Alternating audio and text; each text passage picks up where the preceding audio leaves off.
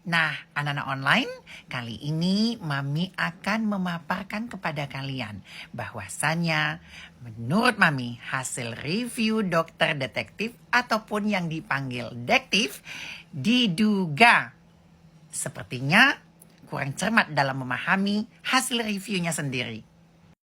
Nah, sekarang kita kupas satu persatu. Coba didengarkan sekarang. Ternyata hasil labnya menunjukkan angka 0,00015%. Nah, batas 0,00015% itu memang batas paling kecil ya. Ya, untuk kandungan retinol di kosmetik. Tetapi tidak bisa berdiri sendiri ya. Kalau untuk dengan klaim bisa mengurangi keriput, mencerahkan, ya nggak bisa berdiri sendiri ya guys. Harus dibantu dengan bahan aktif yang lain. Jadi tidak ada overclaim ya, karena memang. Nah, sudah dengar hasil cek labnya adalah menunjukkan brand S tersebut yang direview oleh dokter detektif 0,00015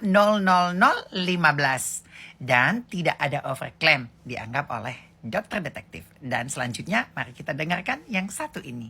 Dan retinolnya adalah 0,00096. Cukup kecewa nih guys. Karena tidak ada satupun jurnal yang bisa mendukung jika retinol dengan kadar 0,00096 bisa memberikan efek anti-aging ke kulit kalian. Nah, sekarang mari kita bandingkan. Dari perkataan sang dokter, hasil cek lab brand S yang dia maksud, hasilnya 0,0015, tidak ada overclaim pada retinolnya. Bahkan itu hasil cek labnya diuji secara jurnal, diambil secara jurnal itu hasil yang sangat terkecil. Nah, bagaimana dengan brand G yang dia maksud? Hasil uji labnya 0,0096.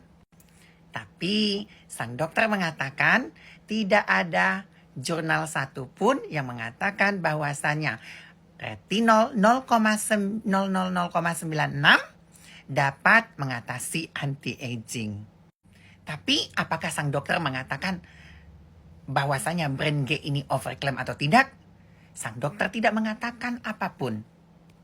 Seharusnya di brand G pun tidak ada overclaim karena hasilnya jauh lebih tinggi retinolnya dibanding brand S. Nah, sekarang mari kita lihat lagi video yang satu ini agar kita semuanya paham bagaimana cara dokter detektif mereview brand ini. Oke guys, brand A. Hasil labnya menunjukkan kadar niacinamide di angka 4,07%. Yeay. Dan sekarang mari kita lihat cara doktif mereview brand yang mengandung niacinamide dengan brand S 4,07% dan approve. Bagaimana dengan brand G? Niacinamide itu di angka 4,82%. Good job. Oke? Sedangkan retinolnya di angka 0,0068. Masih terlalu kecil juga ya guys. Klaimnya sebagai anti-aging lah, mengurangi keriput halus lah, dan lain-lain. Wow, hasil cek labnya niacinamide dari brand G mendapatkan angka 4,82%. Wow, amazing. Harusnya raut wajah sang doktif hampir sama dengan brand S tadi. Bahkan harusnya bisa lebih apresiasi lagi. Bukan hanya good job, tapi tidak overclaim. Bahkan lebih tinggi kadar niacinamide-nya dibandingkan brand A yang tadi. Bahkan jangan lupa di brand G ini kadar retinolnya 0,0068%. Bahkan lebih tinggi dibandingkan brand S yang awal tadi 0,000015. Bagaimana? Lalu Mami mencari tahu kenapa sih sang dokter bisa mereview beda mimik, beda ekspresi, dan beda kata-katanya. Sebenarnya kalau kita lihat dari sisi produk, brand G jauh lebih ampuh, jauh lebih bagus. Cek labnya jauh lebih tinggi. Nah, sekarang buka mata, buka telinga, lihat video ini kelanjutannya.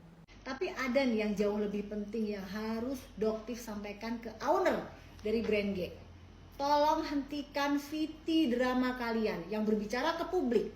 Seolah-olah kalian baru melakukan uji lab dari produk-produk kalian. Bukankah sudah sebulan yang lalu utusan kalian menghubungi Doktif? Dan Doktif dengan jelas sudah meminta utusan ini untuk menyampaikan pesan Doktif kepada kalian agar segera melakukan perbaikan.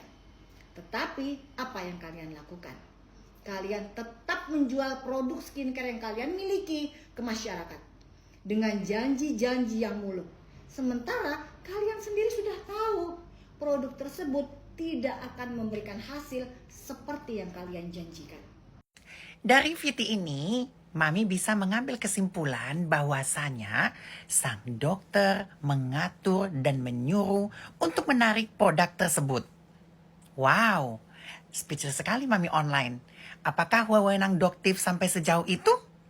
Kenapa Doktif bisa mengikut campuri urusan bisnis orang lain yang mana hasil uji lab sang brand G ini benar-benar tidak ada yang overclaim?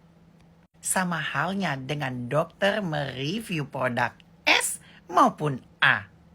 Bahkan dokter sendiri mengatakan bahwasanya stop drama dari brand G ini. Seolah-olah kalian baru cek lab mandiri. Kenapa harus seperti itu, Dok? Kenapa seuzon sama orang lain? Siapa tahu benar. Kalau seandainya itu tidak benar kan terjadi fitnah. Dan akhirnya bisa jadi penyakit hati itu datang.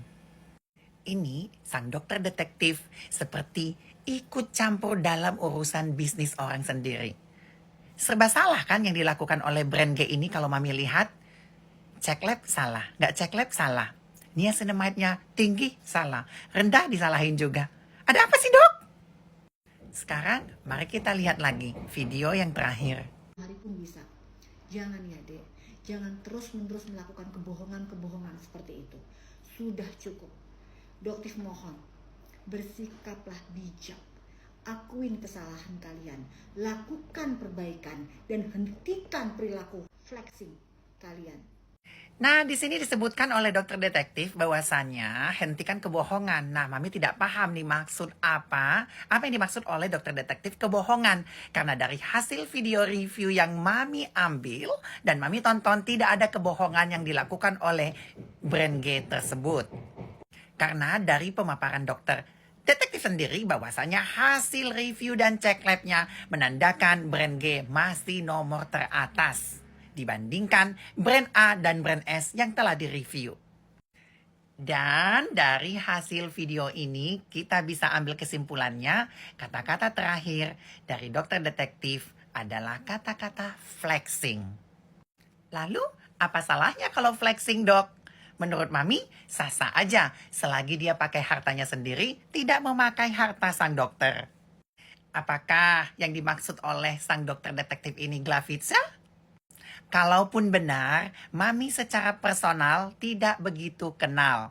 Hanya sebatas kalau ada event-event, ya Mami kadang ketemu.